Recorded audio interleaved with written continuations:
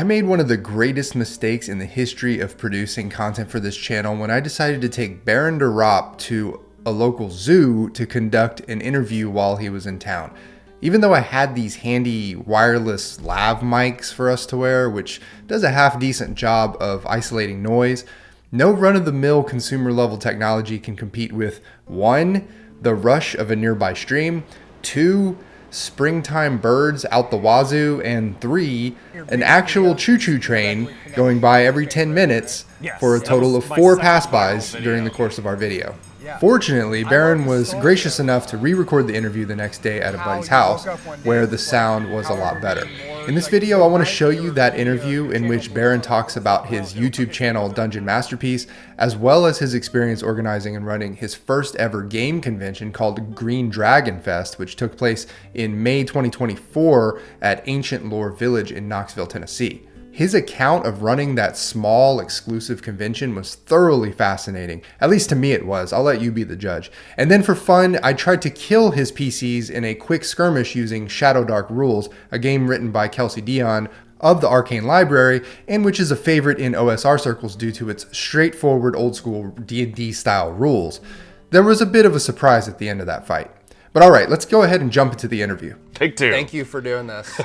All I have to do is like feed you beer, and then you just keep giving me interviews. Yeah, Thank that's you for fine. that. So, what's your channel? My channel is Dungeon Masterpiece. Yeah. I guess I started like 3 years ago. Is that right? Something like that. Yeah, not too long ago. Yeah, June 2021. June 2nd was my first upload. And so, how did that get started? What made you want to start a YouTube channel? I had a few observations that nobody else seemed to observe about like D&D game design concepts. So I just started making content that I wanted to see rather than expecting every other content creator to have the same thoughts I did. Right.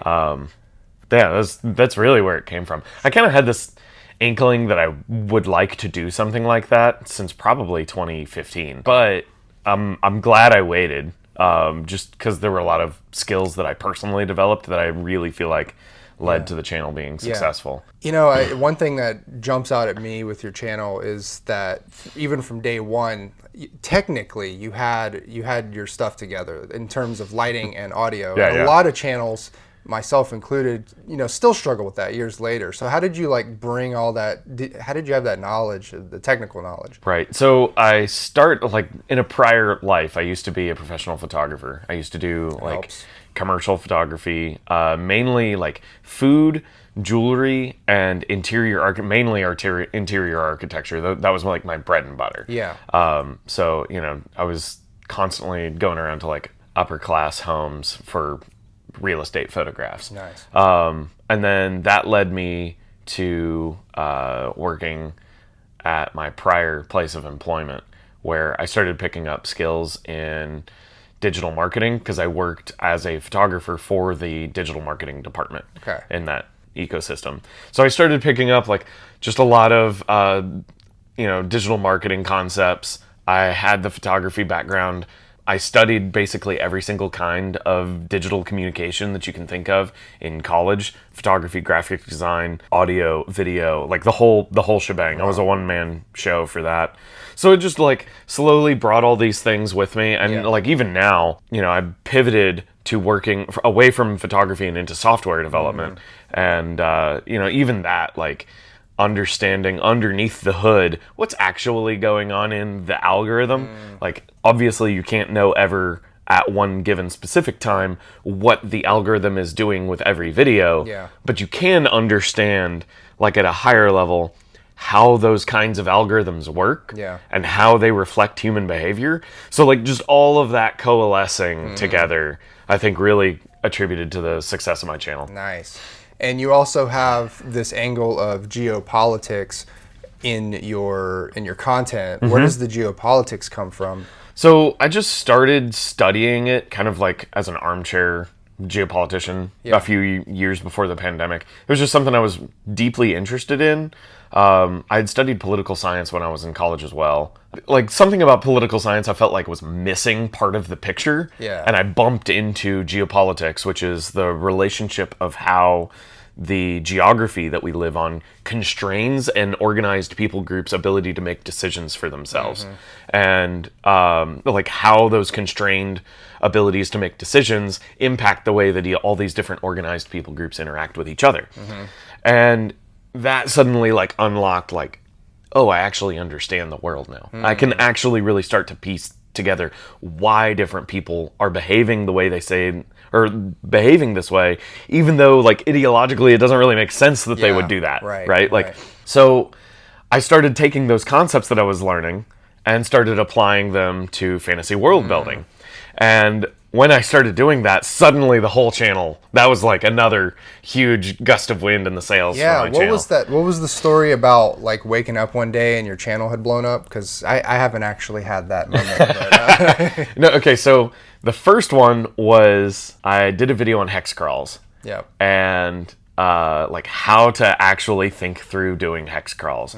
And man, that video just went gangbusters. Like I was getting around 2,500 views a video, maybe 1,000 views a video, something like that. And uploaded the video, and then my wife and I went to my in-laws' house, and just checking the stats behind the scenes, in the YouTube Studio app. Yeah. I was like, oh my gosh, it's like performing 8 times. The line goes up. It was performing 8 times that. Yeah. I was like, honey, look, like it's blowing up. And she's like, okay, that's cool, honey. Yeah, she doesn't and she care. didn't quite get it. Yeah. But then when we were wrapping up dinner and about to go home, and I had been there at my in-laws for like 6 hours. Yeah. I looked at it again. I was like, honey, 30 times.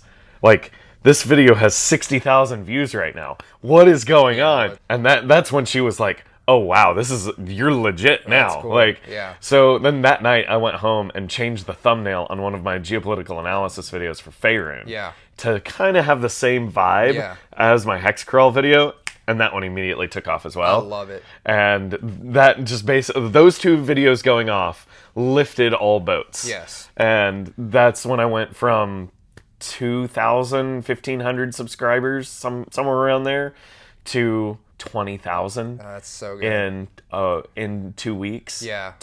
And then by the end of 2 months, I just stayed consistent. And that's really the thing, like stay consistent. Yes, I won the lottery, but if I had just been like, okay, I'm good now, that would have been it. Yeah, like gotta stay consistent, stay on top of it, which is a lesson for myself right now because I haven't uploaded in a while. Staying consistently on top of that went from 20,000 to 40,000 subscribers. Yeah. So, and that was another doubling. Yeah. So, I mean, even without posting, your channel still grows. It still does grow. Yeah, I've got a lot of evergreen content like I had one video that just last month randomly went viral, and it wasn't my Faerun geopolitics one.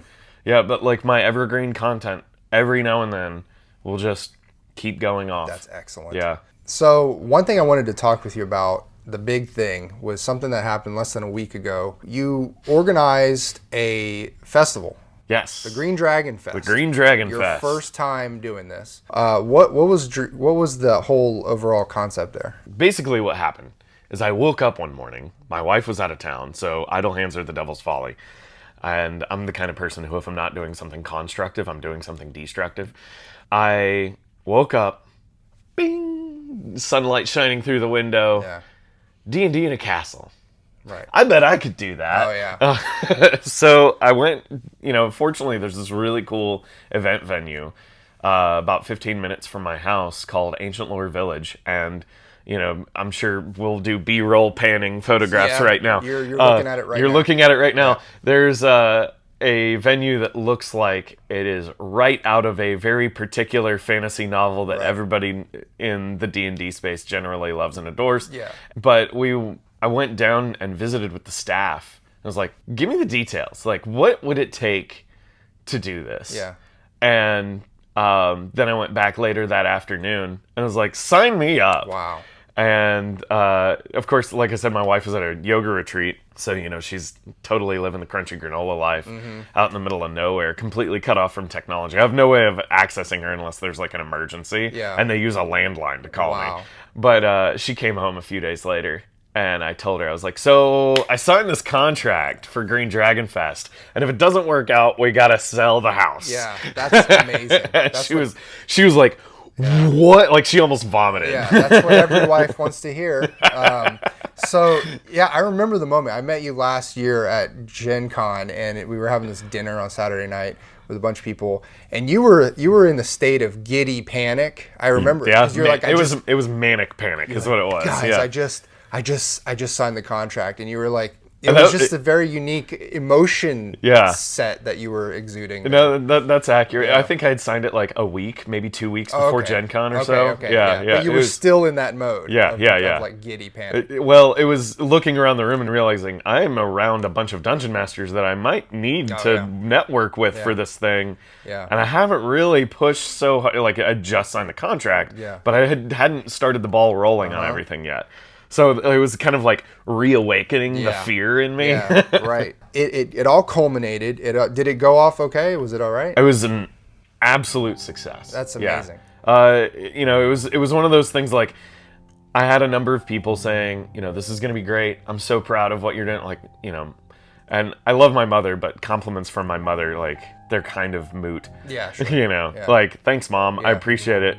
You said the same thing when I turned in a busted arts and crafts thing for kindergarten. Right. So, yeah, I'm glad my mom's proud of me. But I think the one that, like, really got me, like, choked up was a little bit before the event. DM Scotty messaged me. He's like, dude, I can tell all the hard work you're doing. Wow. This is going to be a smashing success. Wow.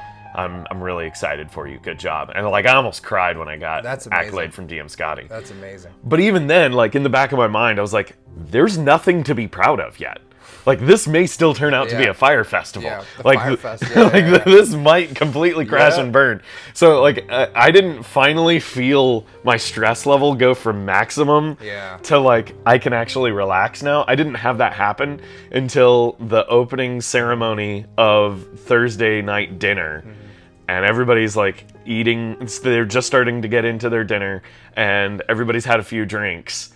And I stand up and in the microphone, I say, "Good evening, Dragon Raiders," and everyone starts cheering and applauding. Wow. I was like, "Oh, thank God!" Yeah. They didn't boo you off. They didn't boo me off the stage. Yeah. But like you'd never done an event like this before. Never in my life have I organized an event like this. Just give me like your top challenges that like really blindsided you trying to organize this. Basically, generally speaking, whatever. And I think this is just generally true with any entrepreneurial or creative effort. Anything that you think is going to take you X amount of time to do, it's going to take you 95 times that to do.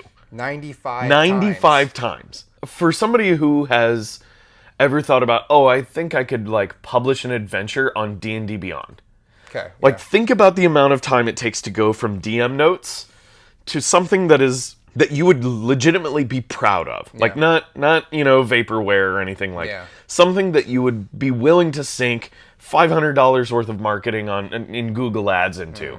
Like, the difference between scribble on notebook paper to that level of quality of product, 95 times the amount of work. Yeah. Right? And this was absolutely the same, and I did not anticipate that. How many different hats did you have to wear to get this thing off the ground? I mean, I don't even really know how to answer that question. I don't either. Yeah, it was like, how many guests did you have at this? So we had 43 guests, something like that. And then how many GMs? 11 GMs. And then how many assistants and people working for you? I had a lady who helped me with marketing, and I had a lady help me with graphic design. And I recognize now, like, there was one guy, one of the DMs, Steely Sam, go subscribe to his short form monster lore content. It's great. But like, day 2, while I was, trying to get all the breakfast in front of the dungeon masters, Steely was like,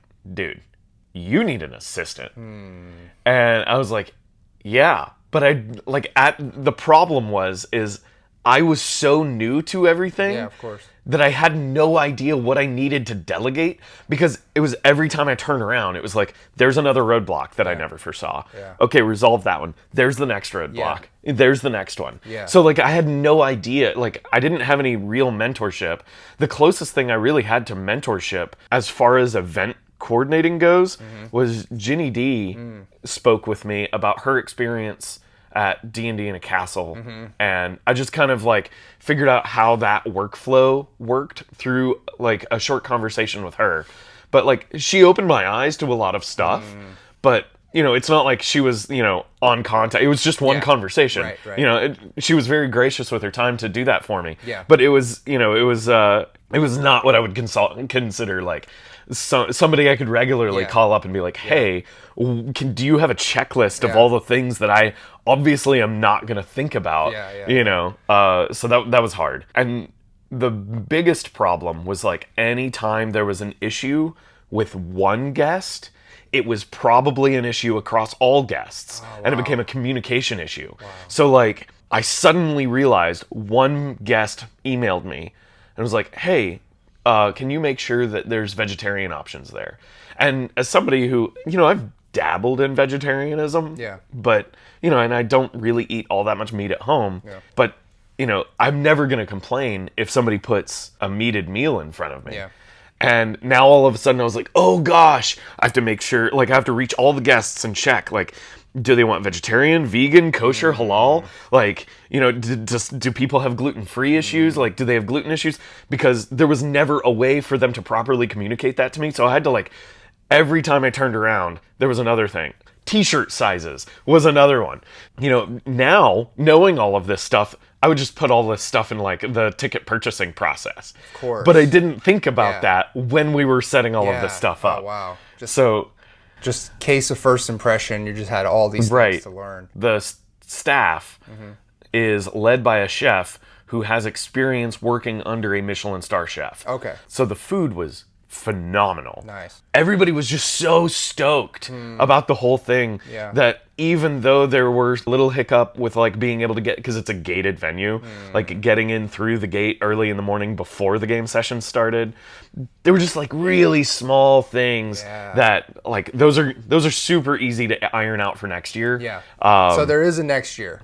You're doing it. Yeah, there's a next year. I'm doing it. But like, this is a small number. Are you going to expand the number of guests? Is it going to be the same? Not a real. I think the maximum number of guests I can have is like 45. Interesting. Like I because I want to make sure like there's really on the venue, even though it's an 11-acre estate, as far as like, you know, most of that is like hiking and nature trails. Okay. So like as far as like where I can actually put game masters and the game masters not feel like they're shouting over top of one another, because I want to have like a truly resort-like experience, right? So to minimize the crosstalk or the sound bumping into each other at various tables, I think the most I can have is like 9, maybe 10 when they expand, 10 sessions going at a time. And I don't want more than 5 players per table. With, you know, the occasional dungeon master who's like taking a break session. Maybe one of the dungeon masters crashes the table. So like 6, including the dungeon master players total. Okay. So 7, you know, so, and like I want to keep the table sizes small. Yes. So I don't want to have like 10, 12 players around a table jockeying for position. That would be completely untenable. It would completely ruin the experience that I want to try and create. So, you know, 45's it. Yeah. That's it. Wow. That's interesting. That has so many implications, such as, you know, the exclusivity factor. Like if it's 45 next year, how do you gate that? I mean, you can raise prices. Actually, this is one thing I think a lot of people who may have visited the site may have thought. They went to the site earlier this year. They saw the ticket price a little higher than normal because it's more of a smaller, you know. Well, I mean, the venue kind of helps set the price. Right. That's you know, right. like that. Like I said, like I told my wife, if this doesn't work out, we might have to sell a house. You know. But you know, if it continues to work out, you'll buy a second house. You know. Actually, I wanted to ask you that. I wanted to ask you about. We'll see. I don't know if you're okay with talking about it. I can talk. I can. Did you lose money, break even, make money with this? I made a little bit of money. I think I'm like all the I've still got a few fiddly finance stuff that I've got to take care of after the event. I definitely broke even. It looks like I made some profit. Like looking at the bank account, it is a scary low number. If I had sold 5 fewer tickets, I would have been in the hole. Okay. You know, like like we're talking like that level of, whoo. Yeah. I need to give myself more wiggle room so that I can feel more comfortable. Yeah. And also, I just had a lot of surprise expenses real close to the end, like in the last 6 weeks, like for example, if I were in a different state that had a different tax regimen, I probably would have lost money. Wow. Like maybe $10,000, $15,000. So it was threading the needle. Wow. It was close. Yeah. Like I didn't lose money, but holy cow, that was close. That's crazy. Yeah. Yeah. No, the expenses must have been just huge. And how did For sure. how does alcohol work at that venue? So this was something I went back and forth with my wife about a little bit. She's done volunteer work for like fundraisers for like golf drives and stuff like that. You know, and she's like, you want to do drink tickets. I was like, no, it's just open bar. Just let people drink. It's a resort event. Yeah. And she was like, no. You want to do drink tickets because it will politely police people from getting too drunk. Yes. You know, oh, now I've got to spend my own money. So there's just that little bit of sting there. But also by having drink tickets, there's a few people who would have the opportunity to drink that be like, oh, well, since you're buying me the drink, I'll have one or two. Okay, I see. And it kind of gets those wound up people it gives them permission to let loose a little bit. And I think she nailed the head on that because after I thought about it, I was like, I am so glad I did drink tickets because had I not, that probably, and they were drink coins, which I'll get back to in a second. Yeah. I had laser cut wooden coins. Nice. Now, like everybody was appropriately libated. Everybody loved the drink tokens. Nice. And I had a few of the dungeon masters that were like going back behind the bar, not quite understanding like some of these cocktails. They were like $20. Oh. You know, $25. I mean, it's an exclusive event, right? Yeah. So there's beer and wine was relatively cheap, $3, $5, whatever. Hypothetically, each one of these coins is like a $20 value. $20, you know, so I was experiencing inflation on myself that I had created. Were there GMs grabbing the coins? Yeah, well, that's what happened. Is I had a few of the GMs go behind the bar, not fully like grokking that, like, oh, the token says it's free. Yeah. It's free because the event is paying for it. You know. Yeah. But no, so they like started using the coins as inspiration coins at the table In the games? So I like love that. now all of a sudden it was like, that was a really cool thing you just did. I'm gonna give you this drink that's so token. good. You can trade it back in for a reroll, Right. or have a drink on me. Yeah. So I was like, I didn't budget for that, but I'm not mad about it because that's Wow. awesome. So you had created a currency 100% in that yeah. room that was booze-based currency. It was booze-based currency. It was like the Japanese rice kings, rice show before Imperial Japan. Right, the year of rice. Exactly. Yeah. If that's not a selling point for next year, I don't know what is. All right, so you mentioned that you had some stuff planned for Dungeon Masterpiece. I do. In the near future. I'm going to become. You took a break. I took a break. Should be coming back strong here probably next week. Oh, okay. Next week or the week after. I gotta get myself together. Yeah.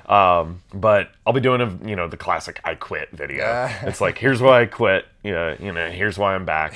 Talking about just there was a lot of negativity around the OGL fiasco. Yeah. And it sucked a lot of creative wind out of my sails. I kept it going for a while. There were a few things that I still uploaded, but it kind of hurt the vibe. Yeah. And then when I finally started getting that mojo back, Green Dragon Fest was really starting to mount up. Yeah. So I was putting so much work into Green Dragon Fest that I did not have time to focus on YouTube content whatsoever. I had so many plates spinning. That was the thing that had to drop, unfortunately. You know what's so sort of, I don't know if it's ironic, but it's sort of sad, is that the OGL crisis happened and people in our sphere were, swept up by it, talked about it endlessly. I mean, there was a month there where it's all we talked about. But the RPG community at large who plays Dungeons and Dragons 5th edition never even heard about it or knew about it. Yeah. I think it goes to reinforce just how much of like a total hyper reality the Dungeon Tube space is, or really even like Reddit or anything like that. Like, according to Wizards of the Coast surveys, there are 14 million people that play D&D worldwide. 14 million people. Yeah. And who's the biggest? Like, Ginny D is the largest dungeon mastering advice channel. Right. Followed closely by the Professor. Yeah. Maybe Matt Colville. Right. And, Ginny D's clocking 80 to 120 views a video. And, 1,000 views. The professor's getting 50 to 80. Yeah. Matt Colville's getting similar numbers. Yeah. And that's a fraction of 1% of the total gaming. It's not even 1% of the 14 million people who play RPGs. Yeah. Or 14 million who play 5th edition D&D. Yeah, and it's funny because if you look at an independent RPG Kickstarters and crowdfunding campaigns, if they hit 10,000 backers, that's $1 million. That is a crazy success. Yeah. That's just 10,000 people. It's a drop in the bucket. That's wild. It's a drop in the bucket. Yeah, we're in quite the niche here, but it's extremely niche. Yeah. But your content is awesome. Like, what else are you working on the channel? I have a script written. I just haven't sat down and videoed it and edited it. I need to do the geopolitics of Waterdeep, the rival city of Baldur's Gate. Yeah. And it's funny, I got done with the script and I was like, gosh, am I going to have to play a campaign in this spot right here? Because it's totally cool. I've also got a video that I'm going to be doing as a partnership with Describe. So it's not technically sponsored. I just love the product that they've got going. And they've created a sound library for all the sound effects, including background music, for the Caverns of Thracia, written by Janelle Jaquays. And I'll be doing a total walkthrough analysis and lessons learned takeaway for dungeon design based on the Caverns of Thracia. Yeah. And with the sound? With the sound effects. So awesome. So, as I'm describing what's going on in the room, if there's an arrow trap, that'll be the sound effects. Yeah. And you'll hear them in the video, but then you can go to Describe's new platform. I can't remember what it is off the top of my head, but it's designed for play with VTTs.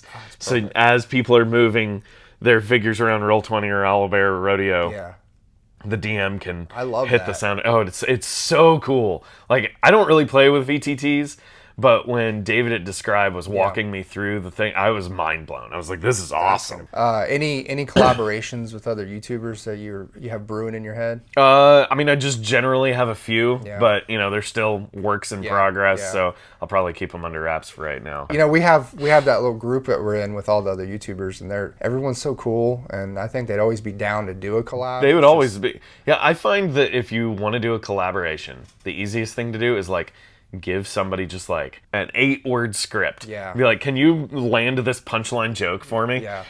And usually it's so low effort. Yes. But I'll do it. And the comments go wild. I compared to doing a whole video, right. them just ripping out eight words. Right. But all right. So we're going to put all the links and everything down below, and hopefully you can leave a comment about what you think. We also have something else in store for Baron, which is a fight to the death. Stick around for that. And Baron, thank you. Thank you. I appreciate it. Yep. All right, Baron. Welcome to the first annual Thaumacon.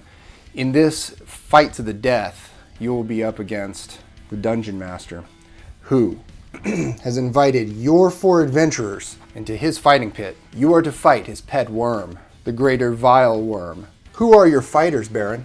I suppose that we have Gruul, the half-orc pit fighter. We have Gremlin, the dwarf wizard. Dotreve, the human bard. And Aerodil, the elf priest. And these were randomly rolled up on shadowdarklings.net. All right, place your fighters. Priest goes here. Wizard goes here. Fighter goes here. Okay. Do we roll for initiative in Shadow Dark? Yeah, I guess we do. We need dice. Some dice. Okay, so I will go first. Mm-hmm. The first thing that our Dungeon Master says to your contestants is, defeat my worm in any way you can. If you light all the praises, you may banish him. As your reward, I would grant you 1 wish spell. Good luck. And the first thing this dragon does is it sees this guy and will do a bite attack. Okay. So that would be a +11 to hit. Alrighty. That'll hit. And then the damage would be piercing damage, 2d6 plus poison, or 2d6 poison damage. So that would be 6. 6. Okay. I don't know if is there damage types in this No, game? there's not. Okay, so it's just 2d6. Excellent. Love it. So that's the end of Dragon's turn. Let's see if the dragon wants to move. It's like woof, woof, woof, woof, woof, and it lands here. Its cavalier, beastly nature crushes one of the spectators. villagers. Yeah, and the crowd roars. In terror or excitement? In excitement. In excitement. It looks like this dungeon master has inculcated these people to cruelty. Okay. My bard is going to ponder if he has heard any songs before that include weaknesses and strengths of this dragon. Are there any legend or lore that my bard knows about? Yeah, roll wisdom. Roll wisdom. Critical failure. Okay. So you do recall a legend about this greater vile worm, and it is that its weakness is in the tip of its tail. That sounds promising. If you could stab the tip of its tail, it could render it unconscious. Alrighty. Well, with that said, I am going to have my bard fascinate the creature with a lovely sonnet, a lovely poem, and I need an 8 on the check, and I get +3 on the roll, so that brings us to 7, which means I can no longer attempt to fascinate for the rest of the session. We're off to a really good start here. Are you going to move at all? I think he's fine for now. They're kind of spread apart. I'll move my bard over here. That brings us to the wizard. I will cast... let's just see what I can do here with the little burning hands. Gonna run up to this guy. And burning hands over the top of his head, lighting the brazier. And so I've got a -2. These characters are absolutely phenomenal. I've got a -2 to my burning hands roll. So, hey, you know what? That's all I need. I got the 11, so the spell goes off. Right. So let's get that going. You have lit a brazier, and it is aflame with choking, acrid smoke. Excellent. It is lit. Love it. Let's do more of that. Okay, so the priest, on the other hand, is going to cast Cleansing Weapon. My priest is going to need to make a mad dash for my fighter. You can do that. Yeah. Do you mind if I hold to cast that spell when my fighter runs up to him? Yeah, no, Cool. That's good. Okay, so let's do that. He will run up and cast the spell, which is successful with a 15 on the dice. I don't need to roll anything for my fighter. We might need a marker of some kind. I'm just going to stick a die next to the pit fighter here. Okay. Now that he's run up, and that's going to be it. He's got a weapon that's on fire, and that's going to be it for my pit fighter. And for my priest, it's now the dragon's turn. Maybe perhaps in surprise to you, I don't know if you'd be surprised by this or not, but it's actually going to fly to about right here, and it's actually going to light one of the braziers with a ball of fire issuing forth from its mouth. Like just the brazier? Yeah, that's exactly what it does. Okay, that's Yeah. interesting. Yeah, and then it's just going to kind of position itself about right there. So, seeing that the dragon has just illuminated this brazier, I'm now wondering, do these braziers actually mean something, or was the dungeon master talking about these 3 braziers? So, now I'm confused. Is this a race? Do I need to just kill the dungeon master up there instead of the dragon? I don't know. Let's think about this a little bit, or we can just try and mess up the dragon. I'm going to inspire the wizard on a DC of 6. And I am successful. The wizard is now inspired. I'm just going to put a little blue die next to the wizard so I don't forget. That's going to be the bard's turn. I'm gonna shift him back behind this brazier. And then the dwarf wizard, who is inspired, is going to run to this brazier and light it with a burning hands. And it fails. The spell fails. That is the last attempt of burning hands that he has. With that out of the way, priest is going to command the dragon to stay put. Or actually, I'm just going to tell him to fly away as fast as dragonly possible. Okay. And on an 18 on the dice, that's going to be successful. Okay. And then the priest is going to run over here. And my half-orc, the pit fighter with the flaming sword, is going to hack and slash into the dragon. That's a D4, excuse me. With the flaming sword. And bada bing, bada boom. That'll... Oh, I need... What kind of die is that for his attack? Is that a D8? What is it? What is he hitting with? Does he have a weapon? Does he have a weapon? I think one of them doesn't have a weapon. How does he not have a weapon? +1 with melee damage. I think the guards might have sabotaged him. What? So, does he have flaming fists then? Can we say his flaming bracers? Yeah. Okay. So I guess he'll punch him for another D4. Alright. So he's got flaming fists. So that's a total of 6 damage to the dragon. Okay. Yeah, that's excellent. Command. Use a verbal command within range who can understand you. Must be one word, so fly or fly away. Yeah. The target obeys the command as long as you focus. And that's it. That's my whole team. So, due to the fact that this dragon has been charmed and ordered to fly away, it'll do so. It has a fly speed of about 80. And so it will fly this way before, realizing what's going on. And then that would be the end of its turn. Right. Command is really powerful. If your command is ever directly harmful to the creature, it can make a charisma check.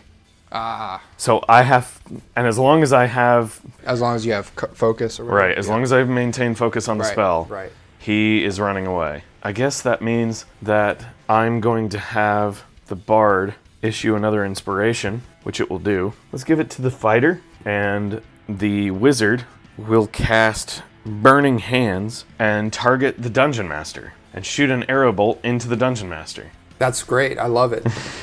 And that spell is a success and does 3 damage.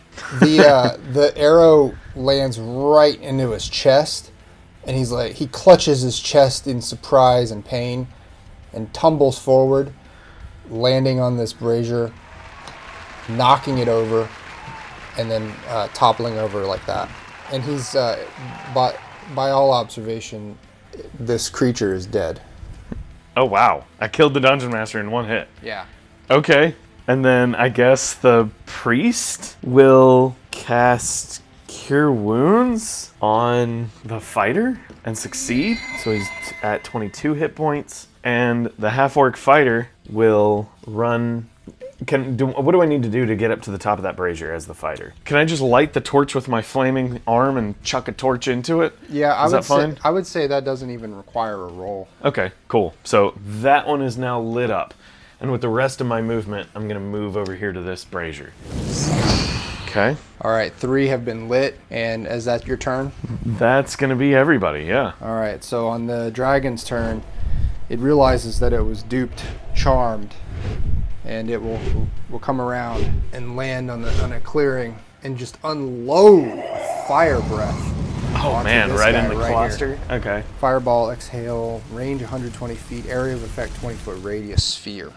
Damage 8d6. Fighter got a natural 20. Oh. He's super good. Yeah. My priest got a 9. That's definitely a fail. The wizard got a... It's DC of 15. Okay, so Dexterity. The wizard and the priest fail.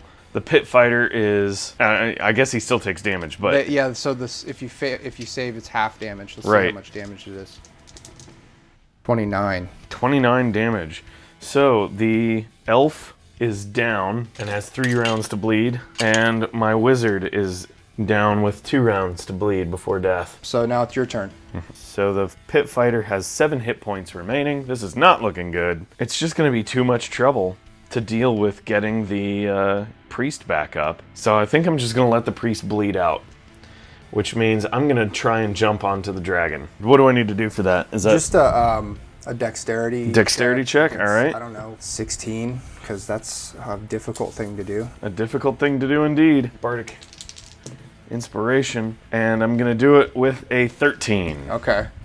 So he shakes you off. And I guess I moved and I climbed, so that's about all I can do. Quite a bit. And the bard, I guess he's gonna inspire my pit fighter again. And that'll be successful as well. So the pit fighter has inspiration. So the dragon sort of whips around here, and you're right under its chest at this point. It doesn't quite notice you, and just fires another fireball, one of those deadly gargantuan units of heat, and lights up another brazier, and then walks forward to here to maybe I don't know what it's going to do to this downed adventurer. So that's it. That's its turn. I'll have my bard shimmy his way behind this brazier. It looks like we have 5 remaining, unless we're also including these 3 up here. I don't know. I think I'm going to run over and do I need to, let's just stand this brazier up. I'm gonna hoist that guy up.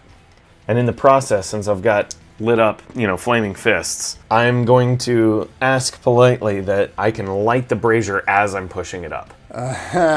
Light it and push it up at the same time. Yeah. You're going to need to have a strength check of like 16 to push that thing up in the first place. That's 10, 11, 14 is the failure. It looks heavy. Okay. But I'll still give you a chance to light it on its side if you wish to do so. Sure. What do I need for that? Nothing. Nothing? Yeah. I can live with that. Yeah. I'm going to tick down the timers. The wizard is now slain. That is the end of that turn. The dragon is just going to start consuming this adventurer, and this adventurer is no more. Sounds good. So the priest is slain. And can you just rip that character sheet in half? You want me to rip it in half? Rip it in half and just kind of keep it there. Yeah, okay. There you go. Do you want me to do it to the wizard too? Is the wizard dead? The wizard's dead. Oh, yeah. yeah. Okay. So the wizard is dead as well. Right. There we go. Okay. I guess that means the bard is going to pass a word of inspiration to the fighter, or to the pit fighter, and succeed. And with my last round of the fire pit, I'm going to push up the brazier again. I'm going to make one more attempt. Okay. And that'll also fail. So I cannot get this thing up off the ground. Okay. It is lit, I guess, technically. It is technically lit. Yeah. It is lit, so I'm going to run across the way here to this brazier. And that'll be it. This dragon is going to back up a little bit, whip around. It's actually going to light this brazier as well. Very interesting. Is it whoever lights all the braziers? The majority of the braziers? Why gets the wish? Ask that dungeon master. Oh. Oh, yeah. And there we go there. And then it's just gonna rotate around like this. Uh-huh. And then that's the end of its turn. With that, I'm gonna have the bard scurry out from behind that and toss a lit torch into this brazier. Yeah, and that's gonna light it up real fast. And I'm gonna jump in between this pillar right here. Yeah. And try and shove the pillar over onto the dragon. Can I get mean, that is a humongous pillar. Sure. Can I Samson it? Yeah, let's roll. I mean, it's an 18 to push that thing 18. over. I mean, it's like it's ridiculous. Let's do it. Go big or go home. There it is. I got it. So all right, that's going to be 6d6. 6d6 damage? I'm good with that. Crushing damage. Let's do it. The pillar rolls.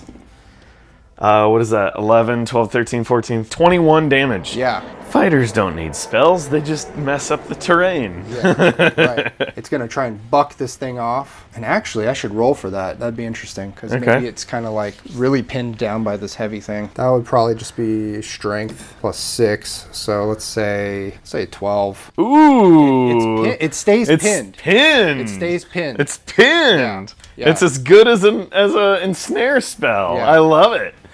I'll take it. Yeah, so it's your turn. All right. Well, if it's pinned, I'm going to run up to the top of the pillar. So I'm on the top of the pillar, and once I cross the threshold, I'm just gonna light torches and chuck torches into the brazier, however many is appropriate. My bard. Oh, he's pinned. I'm just gonna have him power slide underneath the dragon's tail. Yeah. And pop up over here. That was it. That's all he can do. That's moving twice. Okay. All right, so I'm gonna roll another DC 12. Okay, I'm gonna get knocked off this time. Strength plus 6.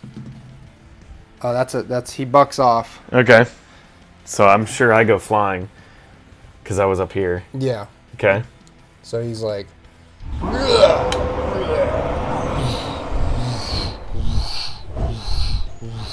And then he points down and he looses a fireball because that's his thing.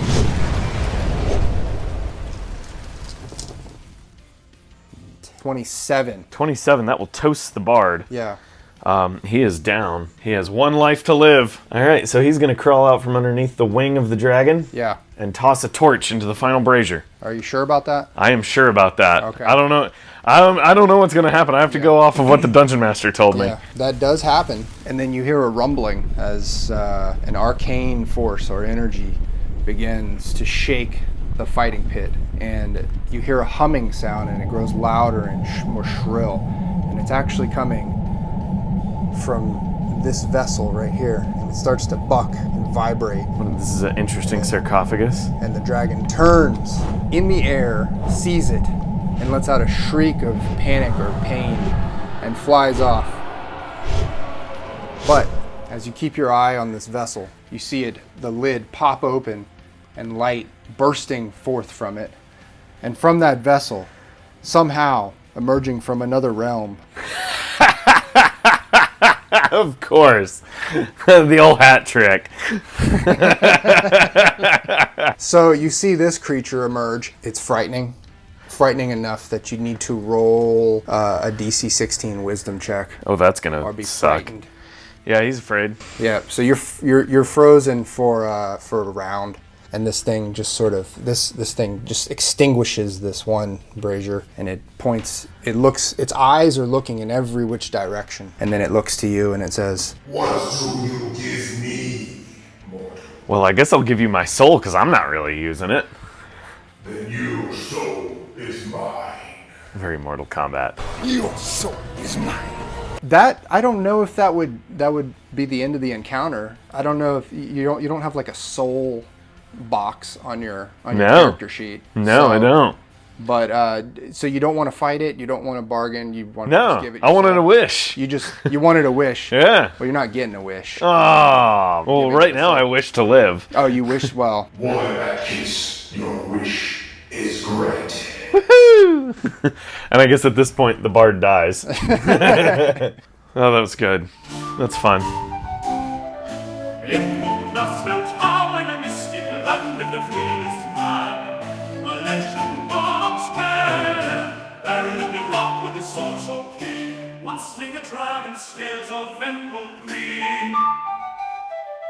Which I told with Ropp, built a pit for battles where he'll sway. Dear Ropp arrived with a gleam in his eye, faced the dragon's fury under a bloodlet sky. Steel met flame in the hallowed ground, the roars of combat, the thunderous sounding Ropp's might against the beast that echoed through time down history's path. The dragon vanished with a final cry, vanished with a final cry. A barren rock is strength inside, a victory won, yet a prize was paid. In the fighting pit his legend stay. Oh, barren rock with courage, oh, twice fought the green dragon tales of all. He won the battle at a mighty cost. In that fighting pit was he truly lost.